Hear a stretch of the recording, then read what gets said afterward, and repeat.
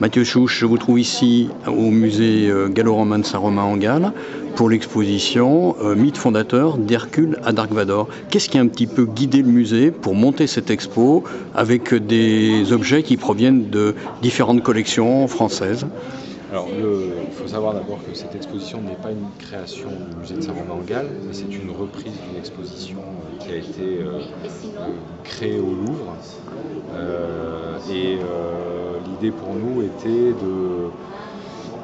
d'accueillir et de monter une exposition qui soit une exposition un petit peu d'envergure pour les 20 ans du musée. Voilà. Donc cette idée d'exposition sur les mythes nous intéressait parce que nos collections permanentes ont un certain nombre d'objets qui ont un rapport avec les mythes, qui présentent des mythes, qui représentent des mythes.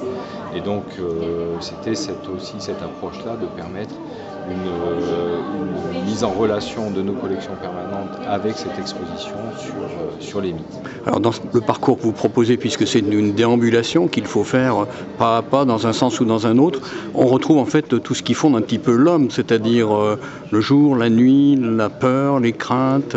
Tout à fait. Les différentes thématiques qui sont abordées par cette exposition sont liées effectivement à la façon dont l'homme perçoit la nature, comment il la retranscrit au travers de mythes et comment ces mythes sont retranscrits au travers d'objets que l'on présente dans cette exposition. Alors quand on parle de la civilisation gallo-romaine et qu'on arrive au film de George Lucas, est-ce qu'on voit qu'effectivement il y a un continuum, une continuité? Il y a effectivement un continuum. Tout d'abord, on s'aperçoit que lorsqu'on présente une exposition comme celle-ci, qui n'aborde pas que les mythes gréco-romains, mais qui aborde les mythes au travers d'objets issus d'Afrique, d'Asie, voilà, Afrique, Asie, Océanie, Égypte. On s'aperçoit que d'abord il y a un certain nombre de mythes qui se recoupent et qui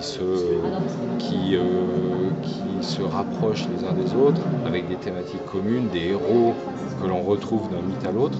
Et puis lorsqu'on compare ça effectivement au film de George Lucas, on s'aperçoit que George Lucas a utilisé énormément de mythologie dans ses films, ne serait-ce qu'au travers de la représentation du bien et du mal qu'on retrouve dans ces trilogies. Alors peut-être un petit regret pour ma part, puisqu'on a parlé du mythe de Gilgamesh. On ne voit pas dans l'exposition, mais c'est peut-être quelque chose à venir. C'est entre cette mythologie de la création du monde, toute la tradition biblique.